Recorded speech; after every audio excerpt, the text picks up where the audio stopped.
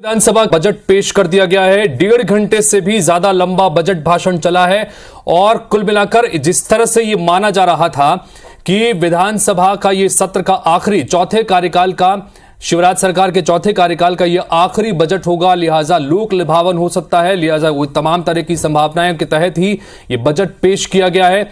अलग अलग वर्गों को साधने की कोशिश यहां पर वित्त मंत्री जगदीश देवड़ा ने अपने लंबे बजट भाषण के दौरान की है। शुरुआत में हंगामा भी देखने को मिला, विपक्ष के विधायकों ने यहां पर महंगाई के मुद्दे को लेकर हंगामा भी किया, सदन से वॉकआउट भी किया। कांग्रेसी विधायक लगातार सिलेंडर के दाम बढ़ाए जाने का लेकर विरोध करते नजर आए। इसके बाद बजट भाषण का बहिष्कार भी किया, विपक्ष ने सदन से वॉकआउट भी किया और विधायक विधानसभा के बाहर गांधी प्रतिमा के बाहर सामने बैठकर प्रदर्शन करते भी नजर आए। लेकिन इन सब के बीच सबसे महत्वपूर्ण यह बात है कि चुनावी साल में बजट में क्या कुछ खास रहा, अब यह तस्वीर निकल के सामने आ चुकी है।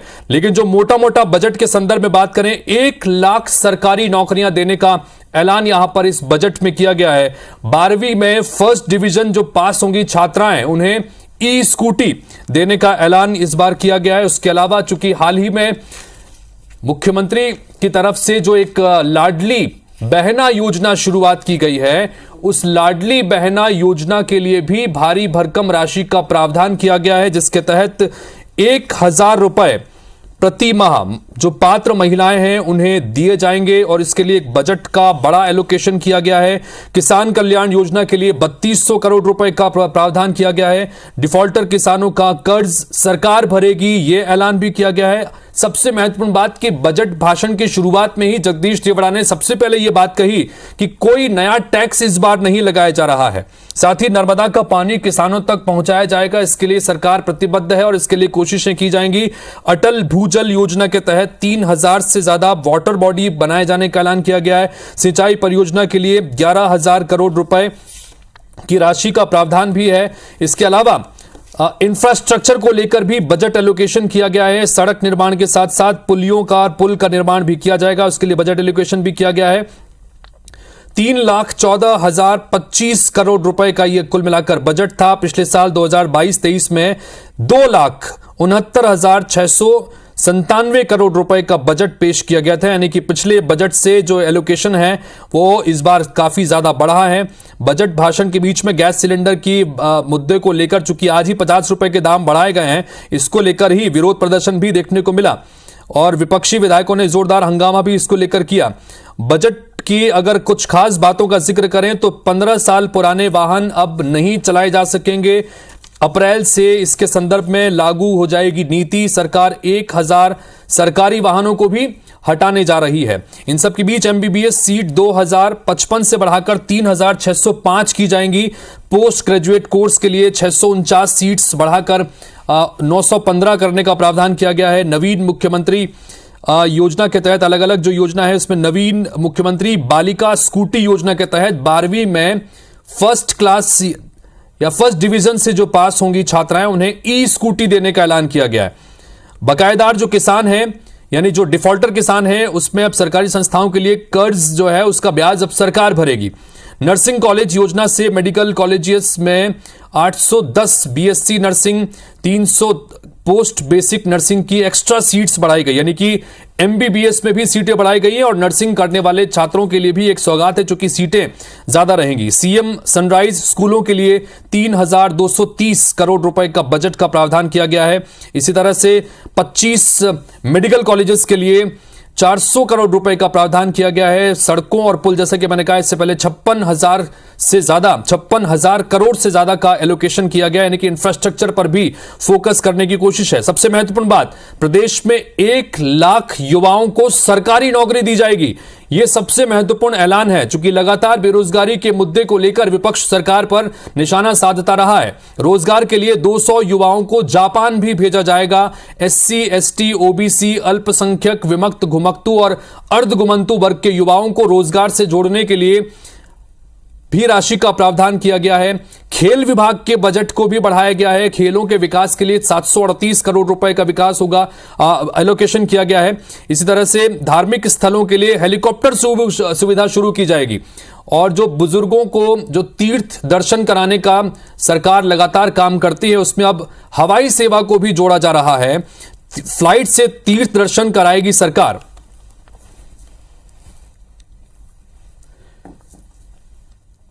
और इस वक्त हमारे साथ में डॉक्टर मनविंदर सिंह जो कि अर्थशास्त्री हैं, वो सीधे इस वक्त जुड़ रहे हैं इंदौर से। उनके पास चलते हैं और उनसे जानने समझने की कोशिश करते हैं। डॉक्टर मनविंदर जी, आपके अनुभव के आधार पर, चूंकि हम लगातार ये कह रहे थे कि ये इस शिवराज सरकार के चौथे कार्यकाल का आखिरी बजट है, लिहाजा लोक लुभावन रहेगा, आपका अनुमान क्या है? जो बजट आपने सुना, आप क्या मान रहे हैं? ये बजट जैसा कि आप कह रहे हैं लोक लुभावन तो है ही, और लोक लुभावन में उन्होंने सोशो इकोनॉमिक इंफ्रास्ट्रक्चर पे काफ़ी खर्चा करा है। जैसा कि अभी आप अपने दर्शकों को जानकारी दे रहे थे, उन्होंने सोशल सेक्टर में, इंफ्रास्ट्रक्चर सेक्टर में काफ़ी अपने एलोकेशंस को बढ़ाया है। नॉर्मली गवर्नमेंट्स अपने बजट में 10% सालाना की वृद्धि करती हैं, लेकिन इस बार आप देखिए कि जो टोटल बजट का एलोकेशन है वो काफ़ी ज़्यादा है परसेंटेज वाइज, और सरकार का मकसद यही है कि प्रदेश के हर वर्ग तक पहुंच सके, उसके विकास तक पहुंच सके, ताकि उसका लाजमी बात है कि चुनाव में भी फ़ायदा मिलेगा और प्रदेश की विकास दर भी बढ़ सके। तो डॉक्टर मनविंदर जी, आपसे जानना चाहेंगे कि जिस तरह से आप भी बता रहे हैं कि सोशल इकोनॉमी जो चीज़ है, कहीं ना कहीं उसको पूरा साधने की कोशिश इस बजट के जरिए की गई है। जो बजट एलोकेशन से अलग अलग संदर्भ में आप देख रहे हैं, सरकार की आमदनी के संदर्भ में भी देखें और जो वित्तीय घाटा होगा उसके संदर्भ में भी देखें, क्या आपको लगता है कि जो घोषणाएं की गई हैं अलग अलग वर्गों के लिए, वो संभव हो पाएंगी? बिल्कुल संभव है, क्योंकि हमें ये देखना होगा कि मध्य प्रदेश शासन का जो बजट है वो रेवेन्यू सरप्लस बजट है। हाँ। और रेवेन्यू सरप्लस बजट है तो उनके पास में कैपिटल एक्सपेंडिचर करने के लिए फंड्स हैं। गवर्नमेंट, सेंट्रल गवर्नमेंट स्कीम से उन्हें पैसा आ रहा है, सेंट्रल गवर्नमेंट ग्रांट्स मिल रही है, सेंट्रल करों में उनका कंट्रीब्यूशन आ रहा है, तो इसलिए विकास के लिए उतना पैसा अवेलेबल है। सिर्फ चीज़ ये है कि वो पैसा स्पेंड हो और मल्टीप्लायर इफेक्ट प्रदेश की इकोनॉमी में क्रिएट हो। पैसा है, योजनाएं हैं, एलोकेशन हुआ है, लेकिन वो ज़मीनी तौर पर खर्च होकर उसका इफेक्ट दिखना शुरू होना ज़्यादा ज़रूरी है, ज़्यादा महत्वपूर्ण है। अच्छा, अगर मुख्य रूप से इस बजट के संदर्भ में आपके नज़रिए से हम दर्शकों को समझाने की कोशिश करें, तो कौन सी ऐसी महत्वपूर्ण घोषणा है जिसको आपको लगता है कि ये एक तरह का मास्टर स्ट्रोक चल दिया है सरकार ने? आपको क्या लगता है कोई ऐसी घोषणा है?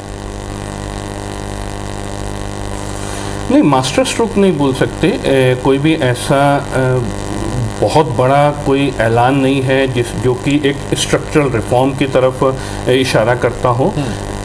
जो योजनाएं हैं मुख्यमंत्री जी की, प्रदेश सरकार की, जो पहले से चलती आ रही हैं, उन्हीं को और वाइड करा है, बढ़ाया है। जैसे पहले लाडली लक्ष्मी योजना थी, अब लाडली बहना योजना, और जो ई स्कूटी की आपने बात करी, ये सब चीज़ें जो हैं जनजातियों के लिए जो एलोकेशन किया गया है 36,000 करोड़ का, इंफ्रास्ट्रक्चर क्रिएशन के लिए जो बात की गई, ये रूटीन एलोकेशन हैं। उस मद में खर्चे बढ़ाए गए हैं ताकि प्रदेश की इकोनॉमी में बूस्ट आ सके। कोई ऐसा अलग से बहुत सब्सटेंशियल अनाउंसमेंट नहीं है जो कि एक मेजर रिफॉर्म ले आए। अच्छा, जैसा हम बता रहे थे कि सड़कों के लिए भी एलोकेशन है, उसके अलावा मेट्रो के लिए भी एलोकेशन, इंदौर और भोपाल में जो मेट्रो प्रस्तावित है उसके लिए भी बजट में एलोकेशन है।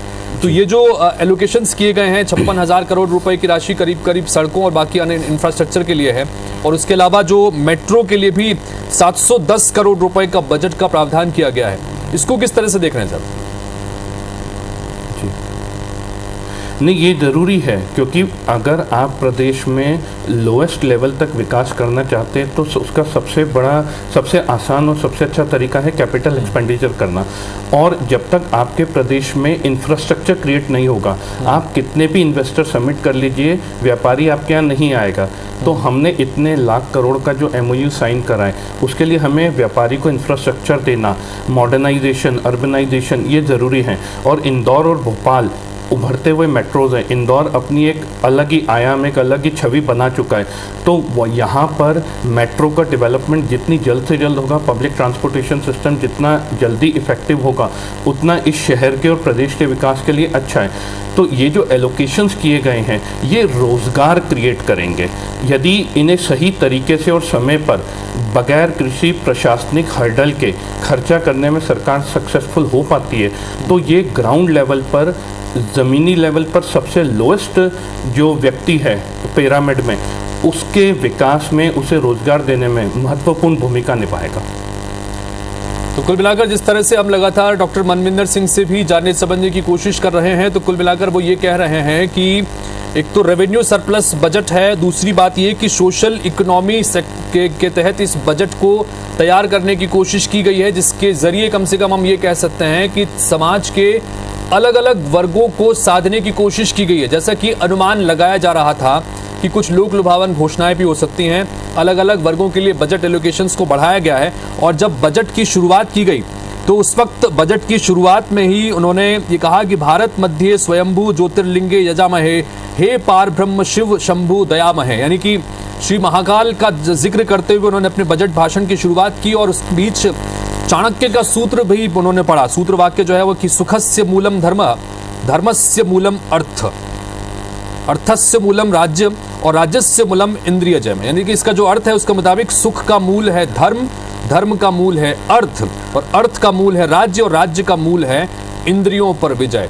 क्या आपको डॉक्टर मनविंदर जी लगता है कि जिस तरह से चाणक्य के सूत्र वाक्य की बात रखते हुए यहाँ पर जगदीश देवड़ा जी ने ये बजट रखा है, क्या आपको लग रहा है कि इस तरह से कनेक्ट कर पा रहे हैं? जी बिल्कुल, आपने अगर गौर किया हो, जो उन्होंने आखिरी में कुछ पंक्तियां पढ़ी थी अपने बजट भाषण को समाप्त करने के पहले, जहां उन्होंने कहा था कि मैं हर घर में दिया जलाना चाहता हूं, रोशनी को हर जगह पहुंचाना चाहता हूं। यदि मैं इसे अर्थशास्त्र के कॉन्सेप्ट मैक्सिमम सोशल एडवांटेज से कनेक्ट करूं तो ये यही कहता है कि हम लोगों का कितना विकास कर सकते हैं, कितना भला कर सकते हैं और कितना ज़्यादा गरीब से गरीब व्यक्ति तक पहुंचकर अपनी योजनाओं को क्रियान्वित कर सकते हैं, उसे कितना उठा सकते हैं, उसके स्टैंडर्ड ऑफ लिविंग को कितना राइज कर सकते हैं, वो ही आपके विकास का सही पैमाना है। और देवड़ा जी ने जो बात करी है और इनकी योजनाएं में भी आप देखिए, उन्होंने किसान, माताओं बहनों, जनजातीय वर्ग, गरीब वर्ग के ऊपर ज़्यादा फोकस कराएं। अगर आप पूरे बजट भाषण को देखें तो ज़्यादातर जो फोकस है वो समाज के निम्न तबके, जो थोड़ा शोषित तबका है, उसके ऊपर ज़्यादा फोकस करने की बात की गई है। नो डाउट जो इकोनॉमिक इंफ्रास्ट्रक्चर डेवलपमेंट की बात की गई है वो भी बहुत अच्छा। तो कुल मिलाकर समाज के अलग अलग तबकों पर, खासतौर पर जो निम्न वर्ग हैं, उस पर फोकस करने की कोशिश इसके जरिए की गई है। 1 लाख युवाओं को सरकारी नौकरी देने का बड़ा ऐलान इस बजट में किया गया है। 12वीं में तमाम वो छात्राएं जो फर्स्ट डिवीजन से पास होंगी उन्हें ई-स्कूटी देने का ऐलान किया गया है। लाडली बहना योजना जिसकी हाल ही में शुरुआत की गई है, इसके लिए बड़ा बजट एलोकेशन 1000 रुपए की राशि प्रति माह दी जाएगी। नारी कल्याण के लिए 1,02,976 करोड़ रुपए की राशि का प्रावधान। इन सब के बीच हमारे सहयोगी नासिर गौरी जुड़ गए हैं ग्वालियर से, उनके साथ कुछ लोग भी मौजूद हैं। नासिर, एक बार इस बजट को लेकर आम लोगों से बातचीत करने की कोशिश कीजिए कि चूंकि हम जैसा कि यहाँ बात कर रहे थे, डॉक्टर मनविंदर सिंह हमारे साथ में हैं जो कि अर्थशास्त्री हैं, वो ये बता रहे हैं कि सोशियो इकोनॉमिकल बजट है, यानी कि तमाम अलग अलग वर्गों को साधने की कोशिश की गई है। बजट पेश कर दिया गया है, क्या कह रही है जनता ग्वालियर की, बात करिए। देखिए, बिल्कुल जाहिर सी बात है, बजट में हर सेक्टर को ध्यान रखा गया और हमारे साथ में हर सेक्टर से लोग हैं। आप देखेंगे कि युवा है, किसान है, आम लोग हैं। तो सबसे पहले युवाओं से जान लेते हैं। युवाओं के लिए 1 लाख नौकरियों का प्रावधान किया गया है। क्या लगता है आपको, कितना अच्छा बजट है या कुछ खामियां नजर आती हैं आपको इस बजट में? बजट 1 लाख युवाओं के लिए नौकरी तो दी गई है, लेकिन किस किस फील्ड में दी गई है ये पता नहीं है ना अभी। तो ये ऐसा लगता है कि अपन को नौकरी मिल रही है, अब पता नहीं किसी में 5000 आई हैं, 2000 आई हैं, तो उससे मायने नहीं रखता। अब 10 लाख फॉर्म डल रहे हैं और 2000 वैकेंसी आई हैं, तो मतलब 9,80,000 9,88,000 तो वैसे ही रह गए। दादा, आप किसान हैं, किसानों के लिए भी कई बड़ी घोषणा की है शिवराज जी ने। वो लाट माट की व्यवस्था होना चाहिए। कोई ट्रांसफार्मर छोटे हैं तो बॉन्डेज नहीं मिलते, तो मोटर नहीं चल पाती, तो ये परेशानी किसानों। अभी जो बजट में प्रावधान किसानों के लिए किया गया है पीएम योजना में, उसके तहत क्या कहेंगे आप? और उसकी तो अपना जानकारी नहीं है सर। क्या कहेंगे बजट को लेकर, कितना अच्छा बजट है ये? बढ़िया बजट है और किसानों के लिए फायदा है। हाँ, क्या कहेंगे आप? शिवराज सिंह बोल रहे हैं कि हमने आर्थिक स्थिति मजबूत की है मध्य प्रदेश की, लेकिन हमको लगता है कि शिवराज सिंह ने अपनी खुद की आर्थिक स्थिति मजबूत कर ली है। क्या लगता है एक आम आदमी की हैसियत से कैसा लगता है बजट का, आपको क्या लग रहा है? क्योंकि तीर्थ दर्शन योजना में भी शामिल किया गया है, एक बड़ा प्रावधान किया गया है उसके अंदर राशि का। मैं जिस हिसाब से सोचता हूँ कि बजट बहुत ही निराशाजनक है।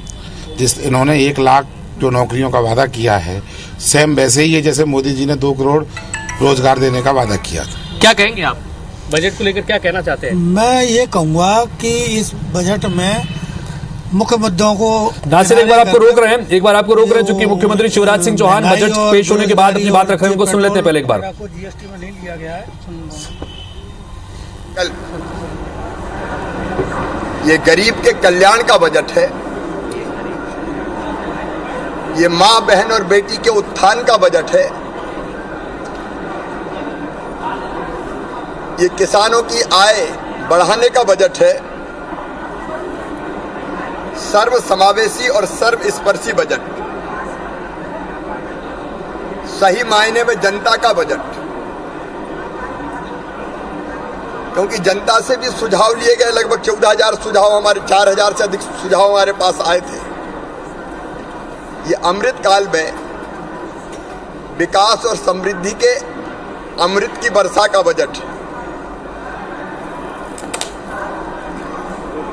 माननीय प्रधानमंत्री जी ने जनता की जिंदगी बदलने का संकल्प लिया है, ये उस संकल्प को पूरा करने का बजट है। नई आशा और विश्वास जगाने वाला बजट। मित्रों, ये बहुत संतुलित बजट है, क्योंकि एक तरफ आप देखेंगे इंफ्रा के लिए कैपिटल एक्सपेंडिचर, पूंजीगत व्यय, उसका प्रावधान इस बार 56,256 करोड़ रुपया किया गया है, पिछली बार से 15% ज्यादा। तो एक तरफ अधोसंरचना विकास का भी बजट है, तो दूसरी तरफ जनता के कल्याण के लिए जो अलग अलग योजनाएं चलाई जा रही हैं, उनके लिए अभूतपूर्व प्रावधान किया गया है। मित्रों, मां बहन बेटी मतलब महिला, आधी आबादी, उनका कल्याण हमारी प्राथमिकता रही है और 1,02,976 करोड़ रुपए का प्रावधान इसके लिए किया गया है। मैं समझता हूं कि अब तक का ये सबसे ऐतिहासिक कदम। और मुख्यमंत्री लाडली बहना योजना, उसके लिए प्रावधान किया गया है। लाडली लक्ष्मी योजना के लिए प्रावधान किया गया है। कन्या विवाह के लिए प्रावधान किया गया है। प्रसूति सहायता के लिए प्रावधान किया गया है। गांव की बेटी जैसी योजनाओं के लिए प्रावधान किया गया है। महिला स्वास्थ्य सहायता समूहों को बैंक से ऋण मिल जाए, क्रेडिट लिंक मिले, उसका ब्याज भरने के लिए प्रावधान किया गया है। तो कुल मिला के 1,02,976 करोड़ रुपया महिला कल्याण पर खर्च किए जाएंगे। ये अभूतपूर्व है। मैं एक और बधाई देना चाहता हूं इस बात के लिए कि मुख्यमंत्री कौशल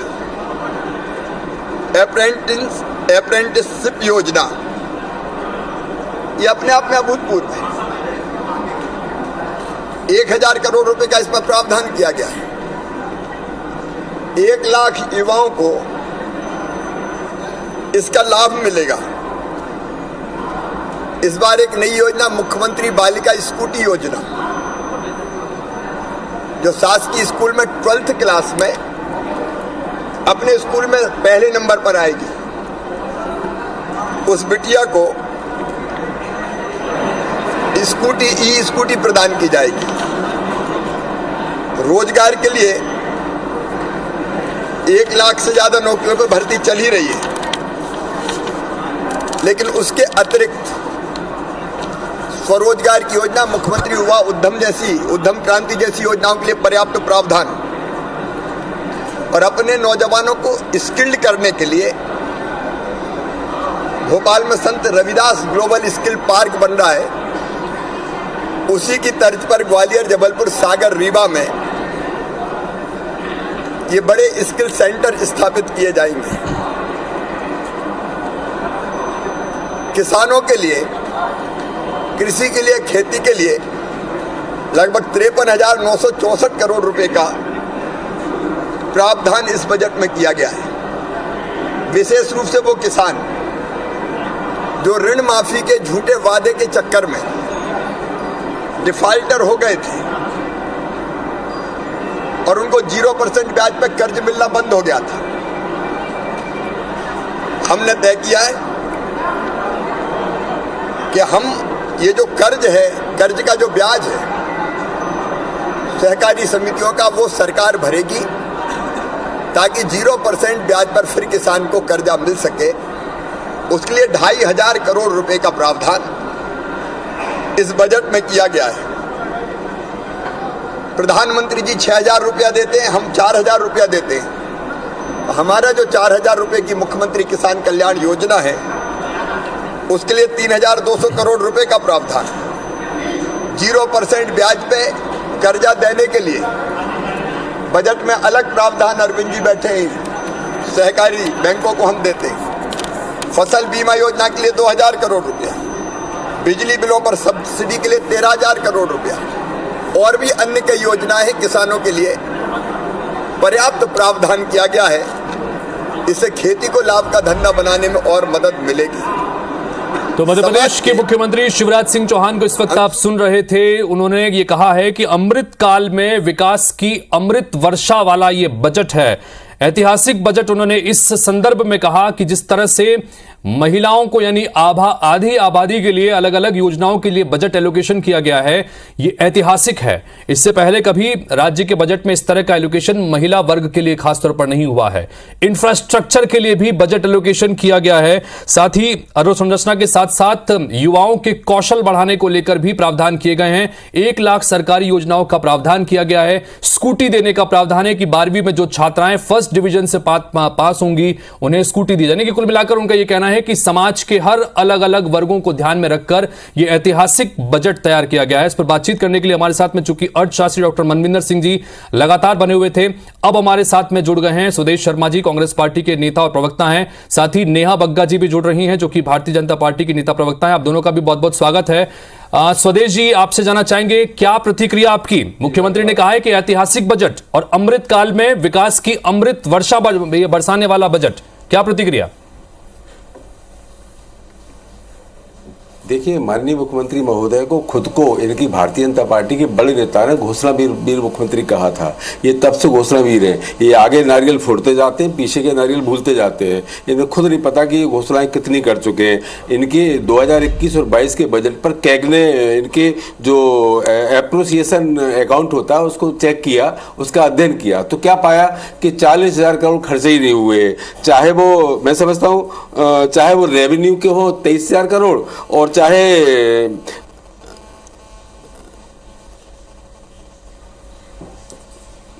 कैपिटल के हो, सॉरी क्षमा करना, हाँ। कैपिटल के 16,000 करोड़ हो, चाहे रेवेन्यू के 23,000 करोड़ हो, 40,000 करोड़ खर्चे ही नहीं हुए। जो इंफ्रास्ट्रक्चर की बात करते हैं, पीडब्ल्यूडी की अगर बात करूं मैं, तो पीडब्ल्यूडी का खुद की बात करूं तो पीडब्ल्यूडी का कम से कम मैं समझता हूं लगभग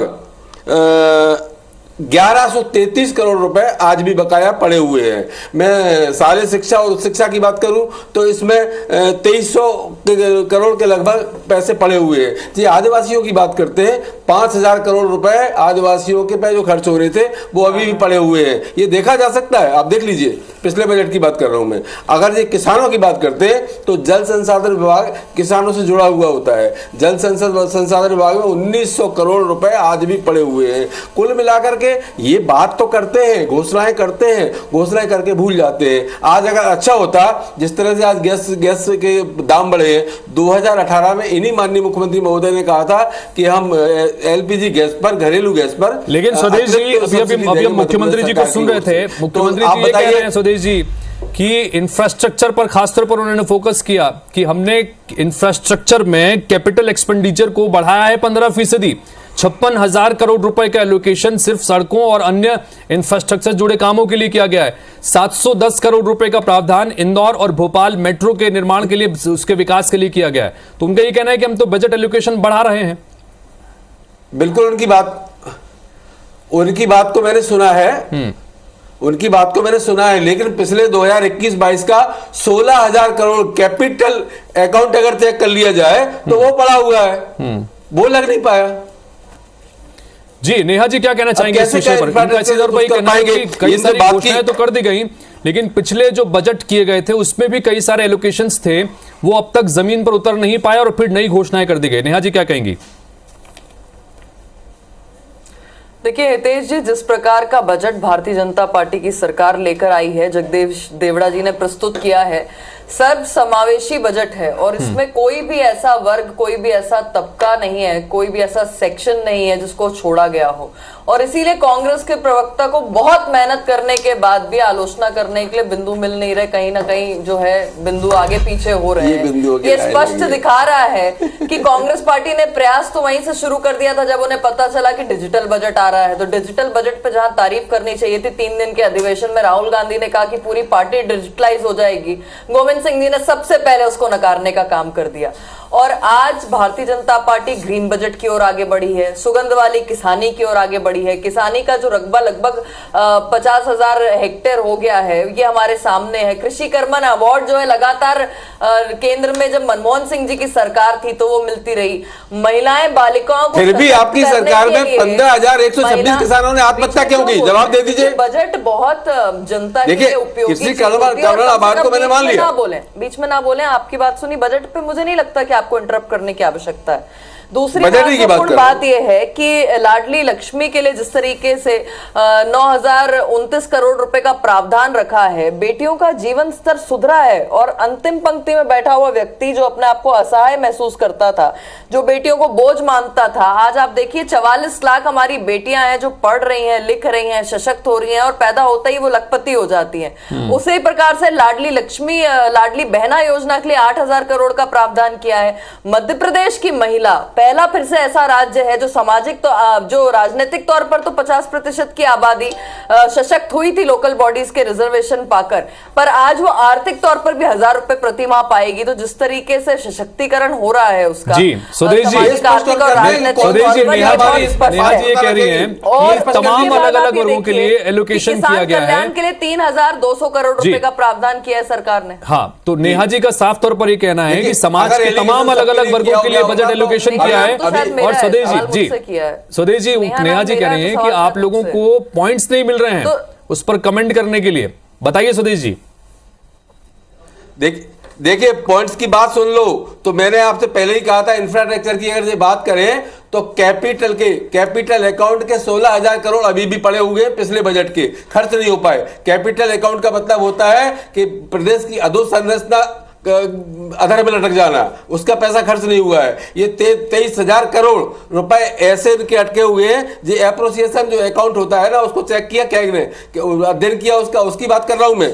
ये बात करते हैं आदिवासियों की, आदिवासियों के विकास का 2,500 रुपया अभी फालतू पड़ा हुआ है, अभी तक खर्च नहीं हुआ है। अब बताइए कैसे मान लिया जाएगा? ठीक है, हमारे साथ में डॉक्टर मनविंदर सिंह जी भी करते हैं। शहरी विकास के 1161 करोड़, ठीक है, हमारे साथ में डॉक्टर 1161 करोड़ रुपए। डॉक्टर मनविंदर सिंह जी भी हैं, उनके पास एक बार चलते हैं। जी डॉक्टर मनविंदर सिंह जी, आपसे जानना चाहिए, ये जो बजट एलोकेशन किया गया है, इससे पहले आपसे बात भी हो रही थी, आपने कहा कि सोशो इकोनॉमिकली ये बजट तैयार किया गया है, यानी कि सोशली भी ध्यान रखा गया है और इकोनॉमिकली भी ध्यान रखा गया है।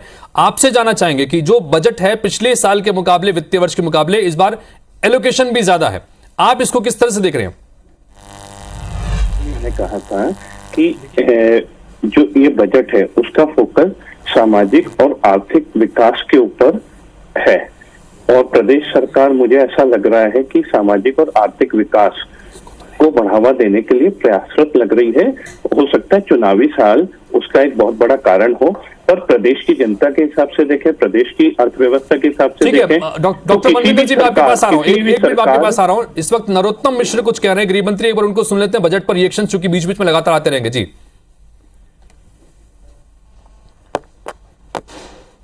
अच्छा, उनका रिएक्शन कंप्लीट हो गया, बाद में सुनाने की कोशिश करेंगे। जी डॉक्टर मनविंदर जी अपनी बात कंप्लीट कीजिएगा जी। जी, तो देखिए, कोई भी प्रदेश की सरकार किसी भी प्रदेश में यदि सामाजिक और आर्थिक विकास को बढ़ावा देने के लिए अपना खर्च बढ़ाती है, अपने बजट की साइज को बढ़ाती है, तो ये एक वेलकम स्टेप है। हाँ, जो ये पॉइंट उठ रहा है बार बार चर्चा में कि स्पेंड नहीं हो रहा, तो मैं भी इस पॉइंट से सहमत रहूंगा कि यदि स्पेंड नहीं हो रहा तो हमें विकास नहीं दिखेगा। स्पेंड होना बहुत जरूरी है। बजट में एलोकेशंस करे, वित्त मंत्री जी ने योजनाएं लाए, स्पेंड कर रहे हैं, बहुत अच्छी चीज है। सरकार को थोड़ा सा गवर्नेंस के ऊपर इस पे फोकस करना चाहिए कि वो नीचे के तबके तक स्पेंड पहुंच जाए। यदि वो पहुंचता है तो यकीन मानिए जो मल्टी प्रदेश की अर्थव्यवस्था में वो हमें $500 बिलियन की जो प्रदेश की इकोनॉमी बनाने का एक राह है, उसकी तरफ बहुत आगे लेकर जाएगा।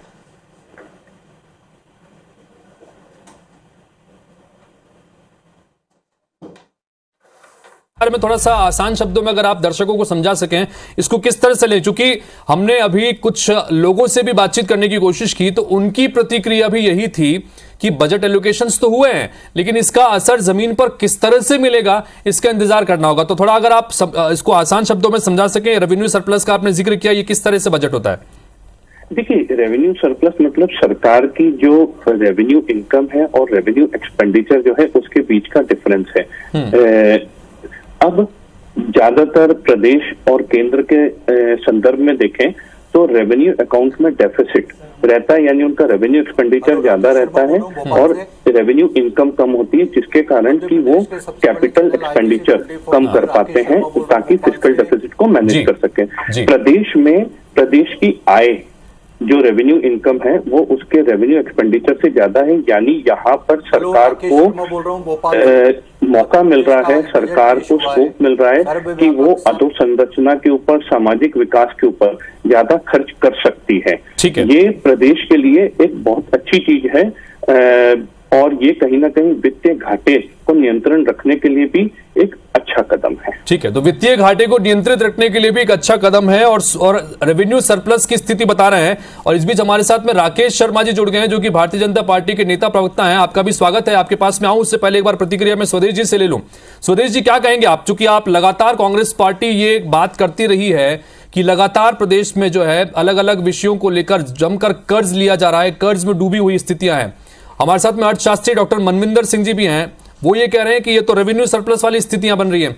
इसको किस तरह से देखते हैं स्वदेश जी?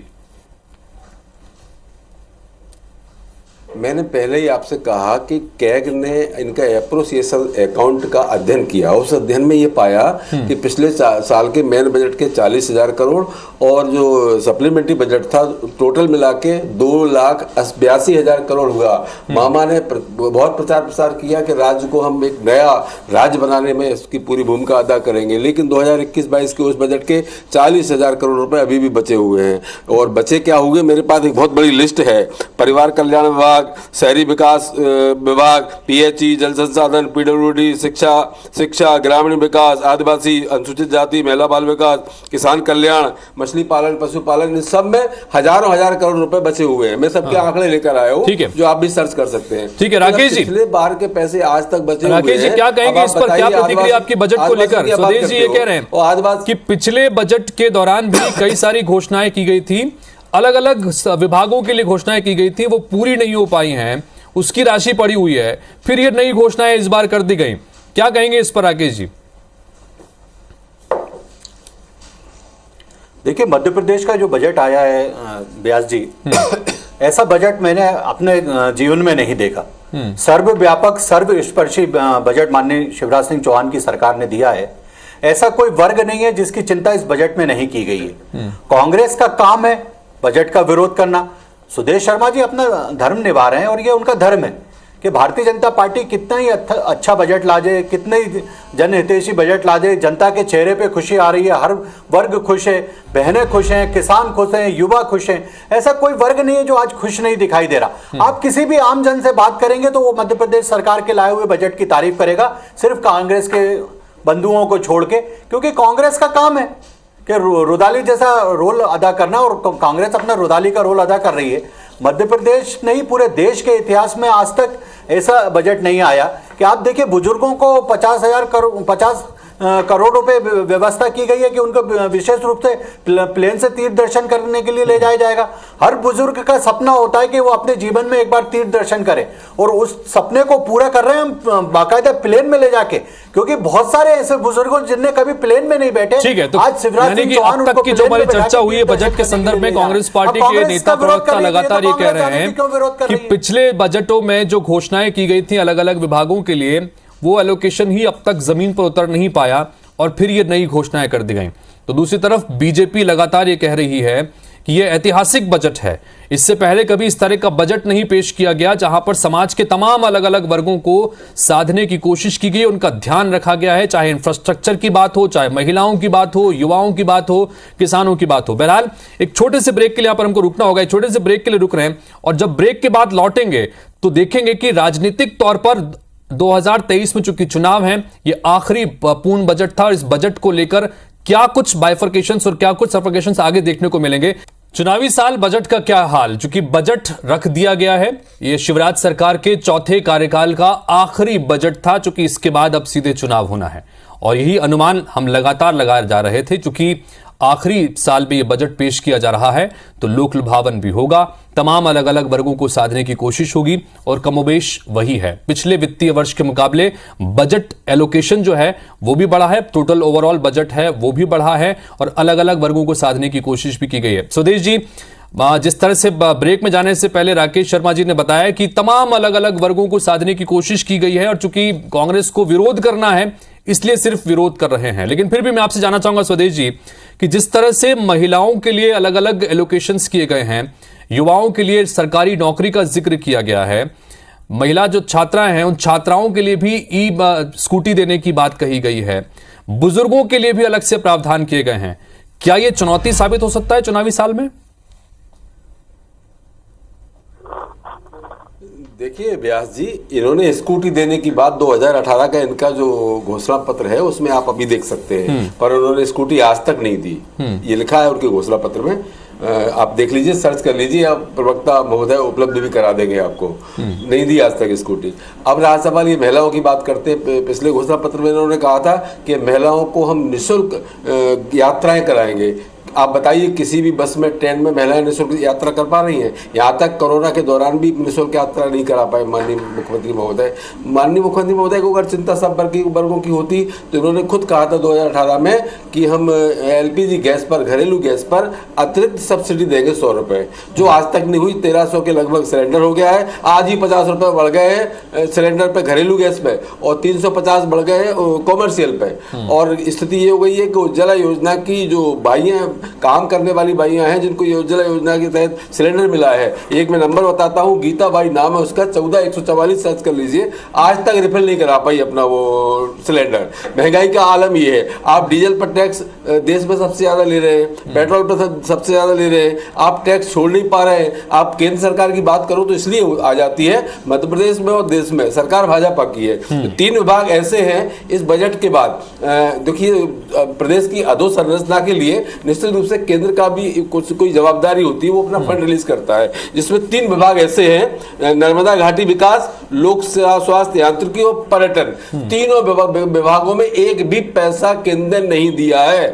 और पूरी वर्ष का हम वित्तीय वर्ष की बात करें तो वित्तीय वर्ष समाप्त होने जा रहा है। ठीक है, राकेश जी क्या कहेंगे? राकेश जी, मुख्य रूप से स्वदेश जी का ये कहना है कि चाहे स्कूटी वाली बात हो या तमाम अलग अलग बात हो, ये तो स्कूटी वाली जो घोषणा है ये तो आपके घोषणा पत्र में थी, लेकिन अब चूंकि चुनावी साल है तो लिहाजा चुनावी साल में वोटर्स को साधने के मकसद से अब इस घोषणा पर अमल किया जा रहा है, इस पर क्या कहेंगे? देखिए हितेश जी, मुझे बड़ा आश्चर्य होता है कि कांग्रेस के प्रवक्ता लगातार चैनलों पर बैठकर झूठ परोसते हैं। मध्य प्रदेश में 2018 से पहले जो भारतीय जनता पार्टी का संकल्प पत्र आया था उसमें हमने कहा था कि मेधावी छात्रों को हम लैपटॉप देंगे। यही घोषणा कांग्रेस पार्टी ने की थी। 15 माह की सरकार में कांग्रेस के वित्त मंत्री हो, कांग्रेस के शिक्षा मंत्री, उनने कहा खजाना खाली है, हम इसलिए मेधावी छात्रों को लैपटॉप नहीं देंगे। और जैसे ही मध्य प्रदेश में शिवराज सिंह चौहान जी की सरकार बनी, अगले महीने ही दूसरे माह में भी हमने स्कूटी की बात बूझी सर, साहब मेरे को बोलने दीजिए स्कूटी की सर मुझे बोलने दीजिए स्कूटी 25,000 रुपए लैपटॉप के लिए हमने मेधावी छात्रों को दिए थे, जो कांग्रेस पार्टी ने अपने घोषणा पत्र में कहा था वो नहीं दे पाई थी। मेरा एक और कहना है कि मध्य प्रदेश में आज अगर बजट से पहले ही मध्य प्रदेश की बहनों को अगर हमने कहा कि हम 1,000 रुपये सम्मान निधि देंगे और साल में 12,000 रुपये सम्मान निधि देंगे लाडली बहन योजना के तहत, तो ये तो हमने बजट से पहले ही इतना बड़ा उपहार दिया। उसके बाद बजट से पहले ही हमने कहा कि 1 लाख युवाओं को सरकारी नौकरी देंगे। इससे पहले आप देखिए बजट से पहले कि केंद्र सरकार अगर किसान सम्मान निधि में 6,000 दे रही है तो मध्य प्रदेश सरकार 4,000 रुपये उसमें अतिरिक्त मिला के 10,000 रुपये दे रही है। मुझे लगता है कि कांग्रेस की जमीन मध्य प्रदेश से खिसक गई है। जो झूठ का पुलंदा कमलनाथ जी ने 2018 में पेश किया था उसका बदला जनता ने लिया।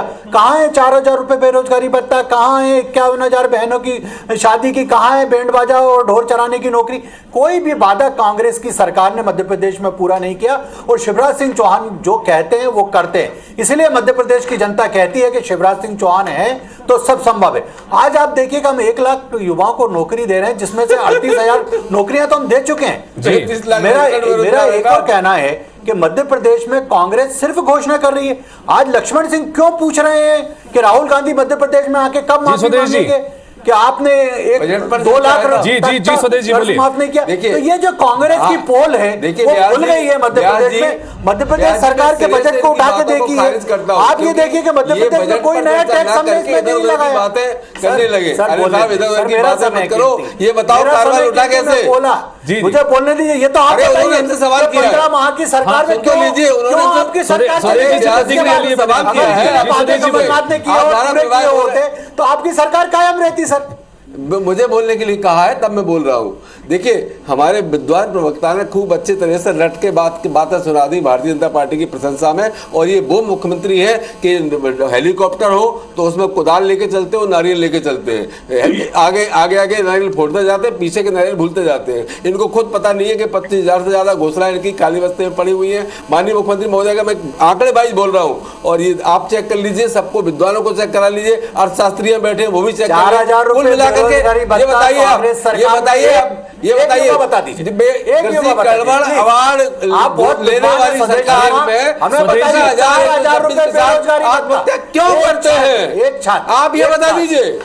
किसान का कर्ज माफ कर दिया तो आदिवासी किसान कमलनाथ के बंगले के क्यों करते हैं? क्या लॉजिक है? 1,55,000 का कर्ज आप नहीं देंगे आदिवासी किसान कमलनाथ की सरकार में क्यों आत्महत्या करता है? विषांतर आप हो रहे हैं। हमने प्रश्न है तो जवाब भी दीजिए। ना कमलनाथ जवाब दे पा रहे हैं शिवराज जी के और ना मेरे प्रश्नों का आप जवाब दे पा रहे हैं। आपने क्यों बंद कर दिया? बोल रहे हैं मेरे प्रश्न का जवाब दीजिए। आप चिल्ला कोई योजना अभी भी लागू है, बंद कर दिया, खत्म हो गई। आप दोगुना मिलकर ठीक है 40 लाख राकेश जी चलिए ठीक है। राकेश जी मेरा एक सवाल, मेरा भी एक सवाल। आपने क्यों बंद कर दिया? राकेश जी मेरा भी एक सवाल। राकेश जी मेरा भी एक सवाल। से कुछ नहीं होगा। ठीक है राकेश जी मेरा भी एक सवाल।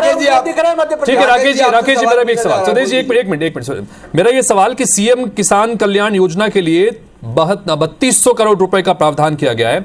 साथ ही यह भी कहा गया है कि जो डिफॉल्टर किसान हैं, जो किसी वजह से अपना कर्ज नहीं चुका पा रहे हैं, उनके कर्ज को भी सरकार भरेगी, यानी कि उनका जो ब्याज है वो भी सरकार भरेगी। ये एक बड़ी बात। लेकिन लगातार पिछले लंबे समय से देखने को मिला है कि खाद की कमी या जो खाद की गुणवत्ता को लेकर कई तरह के सवाल लगातार उठते रहे हैं। और एक जिम्मेदार चैनल होने के नाते लगातार ग्राउंड से वो रिपोर्ट्स हम लोग पूरी जिम्मेदारी से आपके सामने रखते भी रहे हैं कि किसानों को दिक्कतें हो रही हैं खाद की कमी की वजह से, उत्तम बीज नहीं मिल पा रहे हैं इसकी वजह से। क्या ये जो 3200 करोड़ का जो प्रावधान है इस पे कुछ उस संदर्भ में भी बात होगी? देखिए हितेश जी, आप हिंदुस्तान के बड़े एंकरों में शामिल हैं। हितेश जी, मेरी बात का एक बहुत आपके प्रश्न पे ही मैं प्रति प्रश्न करना चाहूंगा कि अगर मध्य प्रदेश में खाद की कमी होती तो कांग्रेस के विधायक जो चावला साहब हैं वो खाद कहां से लूट लेते दुकान से? अगर खाद ही नहीं था तो वो उनके ऊपर जो मामला दर्ज हुआ, खाद लूटने का ही मामला दर्ज हुआ ना, कि वहां पे शटर तोड़ के जो खाद रखा हुआ था वो किसानों को जबरदस्ती मुफ्त में दे दिया और लुटा दिया वो खाद। तो खाद पर्याप्त मात्रा में मध्य प्रदेश में था। ये नोटंकी सिर्फ कांग्रेस के विधायक और कांग्रेस के मंत्री और कांग्रेस के पूर्व जो मुख्यमंत्री उनकी है, ये उनके द्वारा जो लगातार माहौल खराब करने का प्रयास किया जाता उसका प्रयास था। दूसरी बात, आज अगर कांग्रेस सरकार ने किसानों के कर्ज माफ कर दिए होते तो किसान डिफॉल्टर क्यों हो रहे हैं? इसका जवाब कांग्रेस के प्रवक्ता से लेना चाहिए आपको। ठीक है। कि अगर लाखों की संख्या में किसान मध्य प्रदेश का डिफाल्टर हुआ है तो ये कांग्रेस के पाप हैं। और मैंने ये जो प्रश्न किया उस प्रश्न का जवाब भी दिलवाइए कि अगर किसान का कर्ज माफ कर दिया था तो कमलनाथ के बंगले के पीछे एक आदिवासी किसान ने क्यों फांसी लगा के आत्महत्या की? सुधीर जी इसका जवाब दीजिए। मुझे डॉक्टर मनविंदर जी के पास में भी जाना है, वो भी अपनी बारी का इंतजार कर रहे हैं, उनके पास में मुझे जाना है और कुछ तकनीकी पहलू है इस बजट संबंधी वो भी समझना है, दर्शकों को समझाना है। जी सुधीर जी संक्षेप में रखिएगा अपनी बात। वैसे तो जमहूरियत में विपक्ष सवाल करता सरकार से, लेकिन यह उल्टा हो रहा है। लेकिन हम जवाब देने के लिए तैयार हैं। माननीय कमलनाथ जी ने 27 लाख किसानों का कर्जा माफ कर दिया था, ये रिकॉर्डेड है विधानसभा में। कृषि मंत्री कमल पटेल ने अपने बयान में और विधानसभा में रिकॉर्डेड है, कार्रवाई की बात है ये। और राज्यसभा खाद की बात करते हो, मनोज चावला विधायक पे आपने केस दर्ज करा के जेल भिजवा दिया, तो ये कालाबाजारी खाद की चल रही थी। जिनको आपने खाद बीज बेचने का लाइसेंस दे रखा है उनको संरक्षण भी दे रखा है कि आप कालाबाजारी करिए, आप नकली खाद भी बेचिए, आपको पूरी खुली आजादी है। तो विधायक ने जनता के हित में अगर सहयोग करने की कोशिश की जनता के लिए तो वो डकैती नहीं होती। इन्होंने उनको केस लगा करके उनको जेल में भिजवाने का काम किया। अरे साहब हम अंग्रेजों से नहीं डरे, हमने अपने प्राण त्यागे, हम जेल गए, हमने माफिया नहीं, लेकिन हम जनता के लिए काम करते हैं। कोशिश करेंगे। पूर्व वित्त मंत्री तरुण भनोट का रिएक्शन हमारे पास में आया है, जल्दी ही दर्शकों को सुनाने की भी कोशिश करेंगे। उन्होंने जो मुख्य रूप से बात कही है, एक तो जो ई बजट की बात कही जा रही थी, उन्होंने कहा कि टैबलेट हमको मिला नहीं, कई विधायकों को टैबलेट मिला नहीं, किस बात का ई बजट है। और ये तो खैर सरकार झूठ परोस रही है। लेकिन एक और जो महत्वपूर्ण बात तरुण भनोट ने कही है वो ये कही है कि अगर कांग्रेस की सरकार बनी राज्य में तो लोगों को 500 रुपए में गरीबों को सिलेंडर दिया जाएगा। ये बात तरुण भनोट कह रहे हैं, पूर्व वित्त मंत्री हैं। राकेश जी इस पर आपकी प्रतिक्रिया तुरंत संक्षेप में रखिएगा। बिल्कुल व्यास जी, कम से कम तरुण भनोट साहब से पूछना था कि 4000 रुपए जो बेरोजगारी भत्ता की बात आपने युवाओं के लिए की थी वो क्यों नहीं पूरी हो पाई? आपने कहा था 51,000 रुपए शादी में कन्या को देंगे, वो क्यों पूरी नहीं हो पाई थी? क्यों मध्य प्रदेश में आज लक्ष्मण सिंह को कहना पड़ा कि किसान का कर्ज आप कब माफ करेंगे? क्यों दिग्विजय सिंह को ट्वीट करना पड़ा था कि एक भी गौशाला आप कब बनाएंगे? तो ये जो कांग्रेस झूठ बोलती है सिर्फ सत्ता में आने के लिए, उसकी पोल दिग्विजय सिंह और लक्ष्मण सिंह जैसे लोग खोलते हैं। इसलिए तरुण भनोट हो या कमलनाथ हो, कितना ही झूठ बोले, अब जनता को इन पे विश्वास नहीं है। जी सुदेश जी संक्षेप में रखिएगा। पूरी हो गई तो मैं बोलूं क्या? जी संक्षेप में। जी हमारी सरकार राजस्थान में, और राजस्थान देश का पहला ऐसा राज्य है जिसमें गरीबी रेखा के नीचे निवास करने वालों को 500 रुपए का सिलेंडर दिया जाता है। मध्य प्रदेश में 2023 में माननीय कमलनाथ जी की सरकार आएगी, जैसा कहा गया है, निश्चित रूप से हम 500 रुपए में उनको गैस सिलेंडर उपलब्ध कराएंगे। आप 1300 रुपए में भी करा नहीं पा रहे, उसमें भी ब्लैकमेलिंग चल रही है, लेकिन हम कराएंगे उपलब्ध। हमने 27 लाख किसानों को कर्जा माफ किया, हमने 1200 गौशालाएं बनाई, हमने 100 रुपए में 100 यूनिट बिजली देने का काम किया, हमने 5 हॉर्स पावर वाले छोटे किसानों को मुफ्त में बिजली देने का काम किया, हमने 10 हॉर्स पावर वालों को 50% डिस्काउंट में बिजली देने का काम किया। कुल मिलाकर के माननीय कमलनाथ जी डॉक्टर मनविंदर जी हमारे साथ बने हुए हैं, अपनी बारी का लंबे समय से इंतजार कर रहे हैं।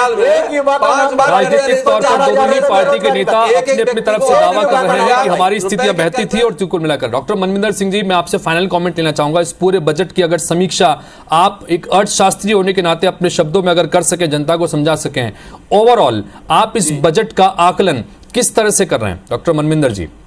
जैसे मैंने पहले भी कहा था, मैं दोबारा से ये चीज कहूंगा कि बजट ने समाज के हर वर्ग को छूने की कोशिश करी है। हर वर्ग के लिए योजनाएं बनी हैं, एलोकेशंस हुए हैं जो अर्थशास्त्र के नजरिए से बहुत अच्छे हैं। अर्थशास्त्र ये भी कहता है कि वो एलोकेशन जमीनी तौर पर पहुंचने चाहिए ताकि वो ट्रांसमिशन ऑफ इनकम नीचे तक, गरीब से गरीब तबके तक जाए, ताकि उसका विकास हो और उसके विकास से प्रदेश और देश की अर्थव्यवस्था का विकास हो।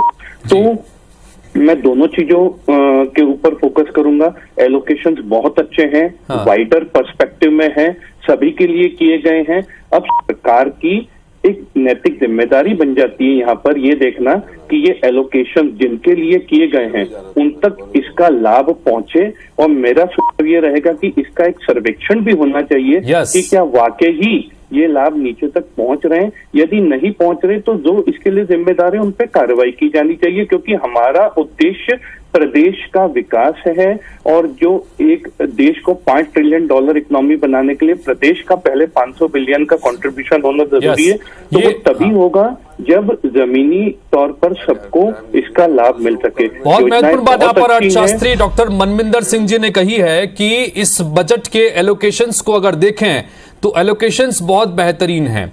रेवेन्यू सरप्लस बजट की स्थितियां हैं, लेकिन ये एलोकेशंस बहुत बेहतरीन अलग अलग समाज के वर्गों के लिए हैं, लेकिन इंतजार करना होगा कि क्या उसी गंभीरता के साथ में ये जो एलोकेशंस हैं, जिन जिन वर्गों के लिए घोषणाएं की गई हैं, जमीन पर क्या उन वर्गों के भीतर या उन लोगों तक ये बजट का फायदा मिलता है या नहीं, इस पर कम से कम ध्यान देने की आवश्यकता। और यही बात यहां पर स्वदेश जी भी कह रहे थे कि घोषणाएं तो इससे पहले के बजट में भी कही हैं, वो जो एलोकेशंस हुए थे उसमें से कई अधूरी हैं जिसको पूरा करने की जरूरत है। तो भारतीय जनता पार्टी के नेता लगातार ये कह रहे हैं कि ऐतिहासिक बजट है, समाज के अलग अलग वर्गों को साधने की कोशिश की गई है, उन तक पहुंचने की कोशिश की गई है। अब देखना होगा कि बजट का आने वाले समय में राजनीतिक तौर पर और जमीन पर लोगों के बीच में कितना असर होता है। फिलहाल आप तीनों का बहुत बहुत शुक्रिया इस चर्चा में शामिल होने के लिए, बजट पर अपनी बात रखने के लिए। एक छोटे से ब्रेक के लिए यहां पर रुक रहे हैं, ब्रेक के बाद जल्द लौट रहे हैं।